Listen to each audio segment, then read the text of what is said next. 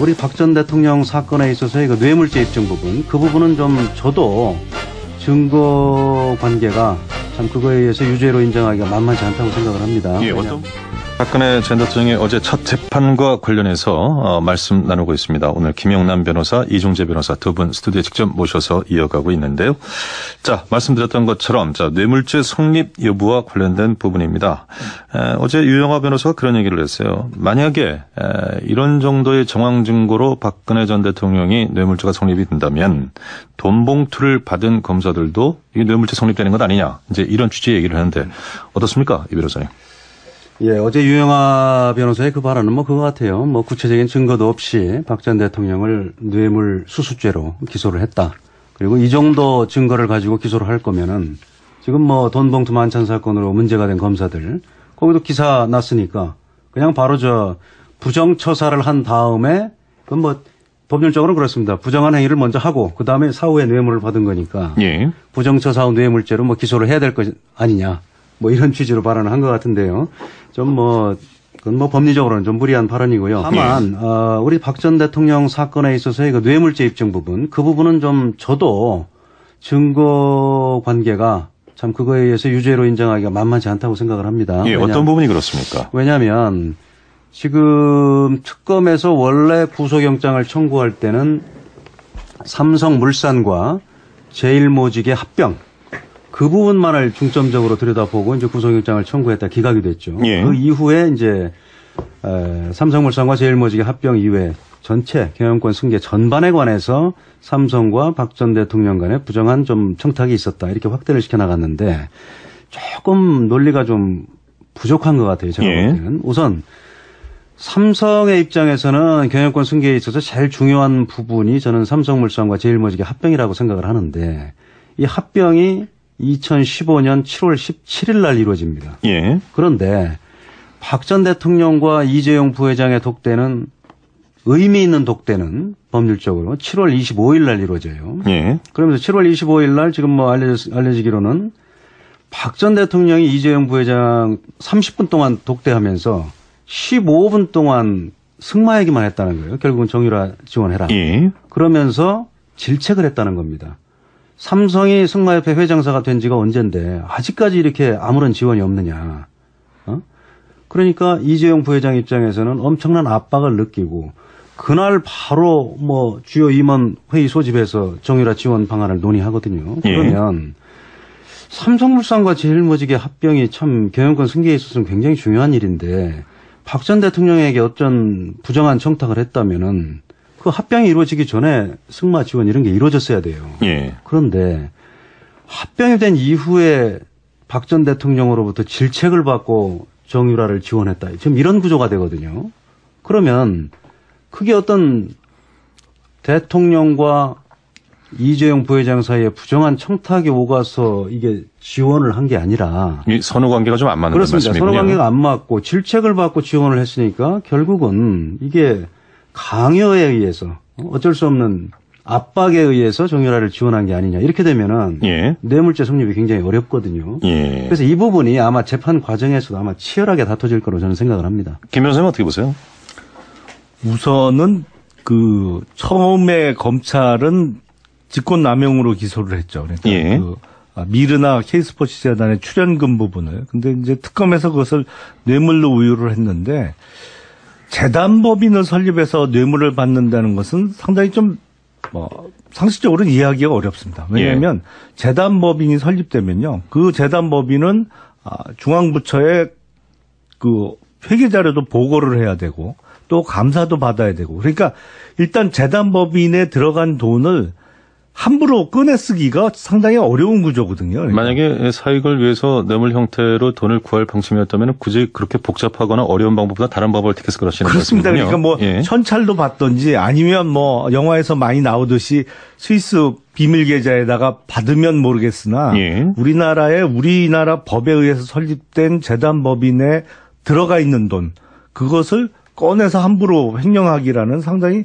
어렵거든요. 물론 이제 두 재단의 경우에는 운영비의 몫을 좀 정관상 늘려놨다고 합니다만 그 운영비 사용 내역도 다 보고가 이루어져야 되고 감사를 받아야 되는 거거든요. 그러니까 소위 뇌물이라는 검은 돈을 이렇게 대낮에 그러니까 법적으로 이렇게 재단으로 설립해서 받는다는 건 참 이례적인 것이죠. 그리고 이 사건의 가장 쟁점이 역시 뇌물죄의 성립 여부인데 이게 지금 검찰은 앞서 직권남용으로 기소를 해놓고 특검은 뇌물로 기소를 했는데 이 두 개가 그대로 지금 공소장이 정리 안 된 상태로 재판이 진행되고 있거든요. 근데 법률적으로는 피고인의 방어권이라는 측면에서는 대단히 좀 있어서는 안 되는 상황입니다, 지금. 좀 더 구체적으로 설명을 하신다면요? 왜냐하면 이게 법률적으로 그렇게 기소된 적이 한 번도 없고요. 그리고 두 개가 동시에 다 성립되기가 어려운 범죄거든요. 그러니까 직권남용하고 뇌물은 행위의 종류가 완전히 틀립니다. 직권남용은 그야말로 강압에 의해서 어쩔 수 없이 돈을 내는 거고. 이를테면은 이제 똑같이 돈이 A에서 B로 가는데 이게 강요에 의한 것이냐 아니면 B가 어떤 목적을 위해서 자발적으로 뇌물을 준 것이냐는 것은 한 가지 사안을 놓고 봤을 때 정반대의 어떤 그 사안이란 얘기인가요? 그렇죠. 동시에 성립할 수가 없는 좀 어려운 것이다. 뭐 직권남용도 되면서 뇌물도 되기는 어려운 사안이거든요. 그리고 우리나라가 지금 건국 이후에 한 70여 년 재판을 해왔습니다만 그게 동시에 성립된다든지 아니면 동시에 기소된 예가 제가 알기로는 한 건도 없습니다. 그러니까 근데 이게 공소장 정리가 필요한데 지금 재판부에서도 이것을 그냥 계속 재판을 두 개 다 끌고 가고 있거든요. 이런 측면에서는 피고인의 입장에서는 이게 도대체 뇌물을 방어를 해야 되는 건지 직권남용이 아니라는 방어를 해야 되는 건지 재판 전략상 상당히 어려울 수밖에 없는 상황이죠. 그래서 이건 나중에 어떻게 법원에서 정리가 될지 모르겠습니다만 지금 상황은 법리적으로는 조금 이해하기 어려운 상황으로 재판이 진행되고 있다. 이런 말씀을 드릴 수 있습니다. 예, 지금 그 이윤아 선생님께서는 뇌물죄 성립 자체가 좀 회의적이다 이런 말씀을 해주셨고 김 변호사님은 그 연장선상에서 공소 내용 자체가 좀 상충되는 부분이 있다 이런 얘기를 했는데 어떻습니까? 이 재판부에서 이게 정리가 가능할까요, 이 변호사님? 원래 이제 저희가 개인적으로 오늘에도 보도가 됐습니다만 예상하기로는 특검에서 기소한 뇌물죄를 주의적 공소사실로 하고 그다음에 이제 검찰에서 기소한 직권남용죄를 예비적 공소사실. 그러니까 이건 이렇습니다. 공소장에 주의적 공소사실을 이제 재판부에 요청을 하는 거예요. 먼저 뇌물죄가 되는지를 판단을 해 주십시오. 그리고 만약에 뇌물죄가 안 될 경우에는 예비적 공소사실은 직권남용죄 이 부분이 유죄가 되는지 아닌지를 판단해 주십시오. 이렇게 하는 게 이제 주의적 예비적 공소사실이라고 하는데 원래는 그렇게 할 줄 알았어요. 그런데 지금 알려진 바에 의하면 검찰에서 검토를 해보니까 이거는 뇌물죄도 될 수 있고 직권남용죄도 될 수 있다. 뭐 양립이 가능하다. 이렇게 뭐 결론을 내린 것 같아요. 근데 지금 뭐 김 변호사님 말씀하신 대로 좀 이런 경우는 저도 처음 본 것 같아요. 좀 뭐 어느 한쪽으로 가야지 양립하기는 좀 어려울 것 같아요. 그런데 지금 검찰의 입장은 그럴 거예요. 뭐 양립 안 한다고 한 뭐 그런 결정적인 판례는 없는 것 같고 그다음에 재판을 진행하다가 뭐 필요하면은 재판부에서 요청을 할 것이다. 어느 한쪽으로 정리해달라고 뭐 진행을 증거관계나 뭐 증인들 진술 다 들어보면은 어느 쪽이 맞은지 이제 재판이 진행됨에 따라서 이제 결론이 날 거 아니겠습니까? 그러면 그때 정리를 하겠다 이런 전략인 것 같고요. 그다음에 이제 피고인들의 이제 방어권 문제인데. 물론 피고인들은 헷갈릴 수 있어요. 뭐 직권남용인지 뭐 뇌물을 방어해야 되는지.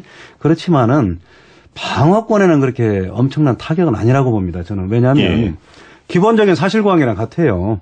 뭐 기업들로부터 돈을 재단에 출연하게 한 것, 또 뭐 일부 기업이 정유라 씨를 개인적으로 뭐 지원한 거.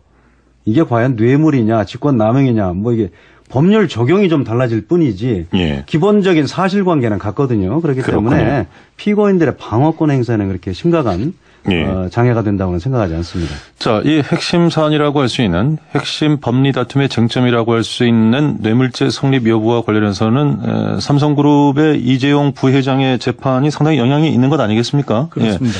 뭐 직접적인 연결이 있다 이렇게 봐야 될 것 같은데 어떻습니까? 아무래도 그럴 수밖에 없죠. 근데 이제 이재용 부회장의 경우에는 재판부가 틀립니다. 이제 합의 27부에서 재판을 지금 진행하고 있고요.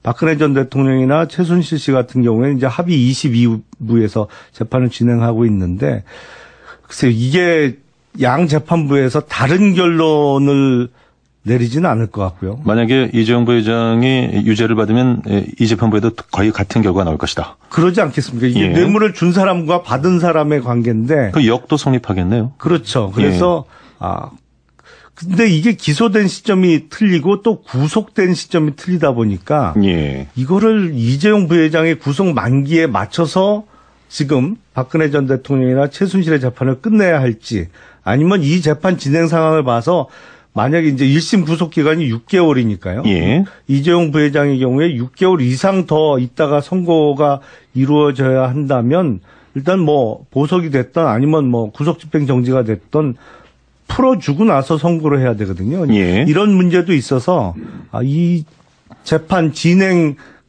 양 재판부에서 어떻게 조절을 해야 될지도 좀 지켜봐야 될 것으로